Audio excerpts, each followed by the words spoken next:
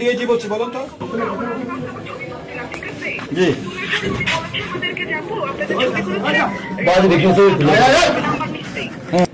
আপনার তো এখানে কোনো কাগজ নাই, তো কোথায় কাগজটা?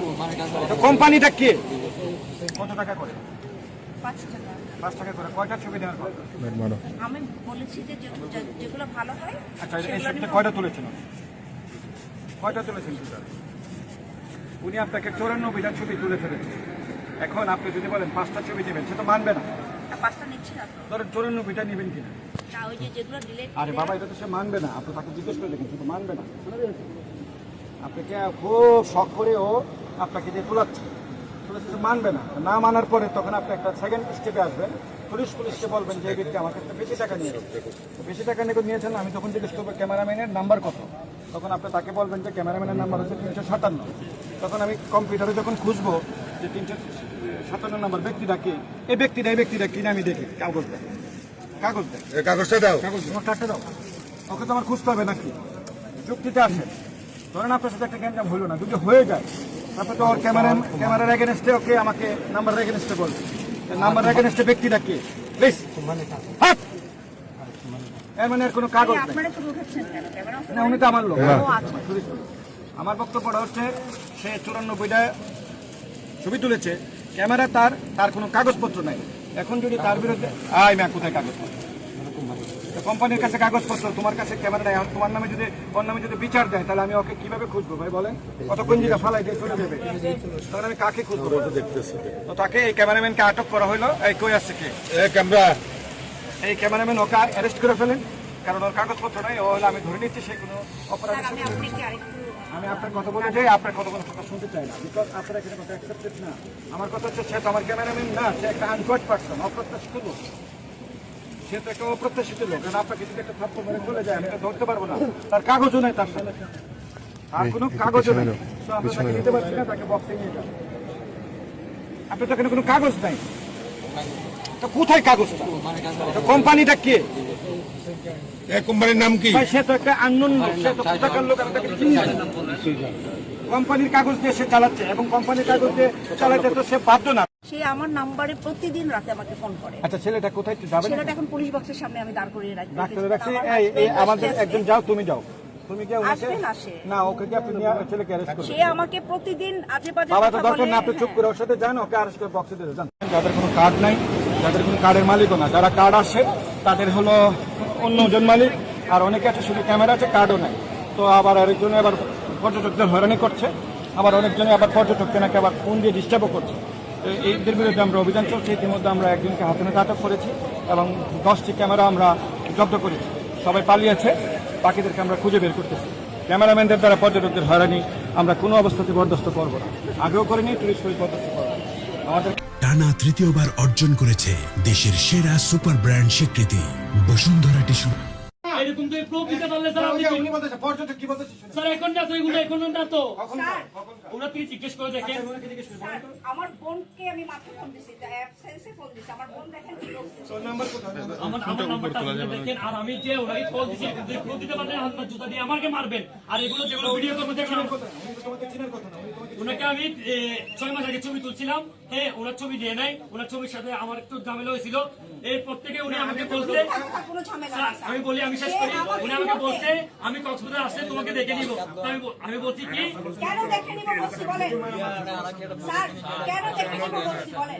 সে আমাকে কোনো কিছু স্যার বলেছেন যে স্যার এগুলো ভাইরাল হয়ে যাবে স্যার।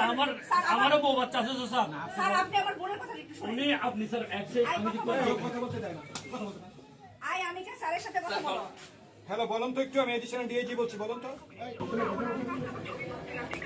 জি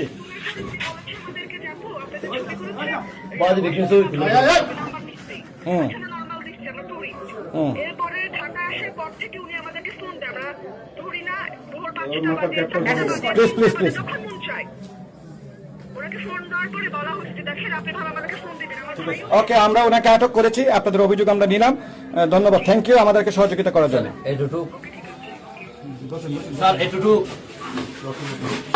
আমি না হয় মিথ্যা বলতেছি, আমার বন্ধু মিথ্যা বলছে। ধ্বংস করে ফেলছেন আপনারা। তাইলে একটা অভিযুক্তরা কোথায় যাবে?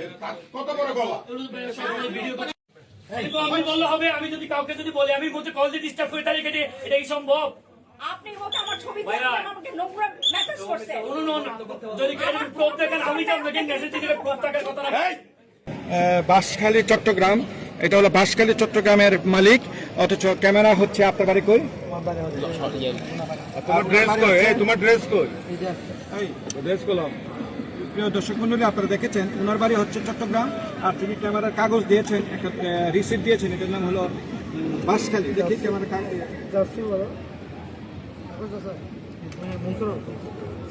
না এটা না, কার্ডটা দেন। এটা কোনো কার্ড নহে, এটা কোনো কার্ড না, এটা একটা নাম, এটা কম্পিউটারটা বানিয়েছে। এরা একটা ভুয়া ক্যামেরাম্যান, আমরা ভুয়া ক্যামেরাম্যানদেরকে আটক করছি। অর্থাৎ ক্যামেরা তার আছে কিন্তু কোনো কাগজপত্র নেই। আমরা এই সুবাদে তাকে আমরা অ্যারেস্ট করতে পারি। আই এম সরি, কোথায় কাগজ? এটা আপনি মালিক না তো, মালিক তো আপনি না, এটার মালিক আপনার না, বাসায় কাগজ দিয়ে আসছেন, সো আপনাকে অ্যারেস্ট করতে বাধ্য হলাম। অ্যারেস্ট ঠিক। খেয়াল করেছেন, আমরা দীর্ঘদিন ধরে এই অভিযোগগুলো পেয়ে থাকি। ক্যামেরাম্যানরা প্রচন্ড ডিস্টার্ব করতেছে, পর্যটকদের হয়রানি করতেছে। তাদের বিরুদ্ধে অভিযোগ হলো 3টা। প্রথম কথা হচ্ছে যে তাদের কোনো ক্যামেরা আছে কিন্তু কাগজপত্র নাই। তাহলে যে ক্যামেরাম্যান তার কোনো কাগজপত্র নাই, তাহলে তো সে হলো অপ্রত্যাশিত ব্যক্তি। এই ব্যক্তিগুলোকে আমরা খুঁজেছিলাম। এই প্রেক্ষাপটে আমরা এখন 10 জনকে খুঁজে পেয়েছি, 11 জন। এই 11টা ক্যামেরাকে আটক করা হয়েছে এবং তারা পালিয়েছে ক্যামেরা রেখে। এবং তারা যে কাগজ দেখেছে, কাগজ কার নাম এটা আমরা কিছুই জানি না। সো তারা অপরাধী। এক্ষেত্রে ওনার তো কাগজও নাই, কিছুই নাই। তো সেক্ষেত্রে ওনাকেও গ্রেপ্তার করা হয়েছে। ওনারও কোনো কাগজ নাই এবং উনি কোন কোম্পানির, ওনাকেও গ্রেপ্তার করা হয়েছে। অর্থাৎ ক্যামেরা নিয়ে অপ্রত্যাশিতভাবে ঢুকে ফেলেছিল। আর ওনার বিরুদ্ধে যে অভিযোগ এসেছে, উনি হচ্ছে একজন পর্যটককে প্রতিনিয়ত ফোন দিয়ে ডিস্টার্ব করেন এবং হচ্ছে পর্যটকদেরকে হয়রানি করেন এবং ঢাকায় হয়রানি করেন। তাই পর্যটক কতটা অতিষ্ঠ হলে সম্ভব দেখেন যে ঢাকা থেকে এসে ওনাকে খুঁজে বের করে আমাদেরকে মাধ্যমে আমরা ওনাকে খুঁজে বের করেছি। আর উনি হচ্ছেন বিচের মাঝখানে একটা বাঁশ ঘেরে একটা বীজ বন্ধ করে, রাস্তার আসা বন্ধ করে ওনার ইয়া বসিয়েছেন, ওনার কি জানি ব্যবসা, আপনার বক্সিং বসিয়েছেন। অথচ উনি নিজেই জানেন এটার মালিককে, কে এটা ওনাকে পারমিশন দিয়েছে। এরকম অনিয়ম অব্যবস্থাপনার বিরুদ্ধে টুরিস্ট পুলিশের শক্ত অবস্থান। আমাদের বক্তব্য হলো পর্যটককে কোনো অবস্থাতে কোনো পরিস্থিতিতে হয়রানি করা যাবে না, সে ক্যামেরা হোক আর যে মেইন হোক। এইভাবে আবার মাঝখানে আবার অপ্রত্যাশিতভাবে আবার পিলার গেড়েছে, বিচের ভারসাম্য নষ্ট করেছে, এগুলোকে আমরা অ্যালাউ করবো না। তো আমাদের একদম কথা, যার ক্যামেরা তার কাগজ থাকতে হবে, যার কাগজ সেই আসতে হবে ক্যামেরা চালাতে গেলে। কারণ স্পষ্ট ক্যামেরার পিছনে লেখা আছে যে এটা নবায়ন করতে হবে। কারো ক্যামেরা এখানে নবায়ন নাই, নাম্বার 1। নাম্বার 2 হচ্ছে যে ক্যামেরা হস্তান্তরযোগ্য নহে, ক্যামেরার কাগজ কোনো অবস্থাতে হস্তান্তরযোগ্য নহে। সো হস্তান্তরযোগ্য ক্যামেরা যদি পাওয়া যায়, টুরিস্ট পুলিশ সেটার বিরুদ্ধে কড়া ব্যবস্থা নেবে। আর যে হয়রানির কথা এসেছে পর্যটকের কাছ থেকে, সেটা তো কোনো অবস্থাতে টুরিস্ট পুলিশ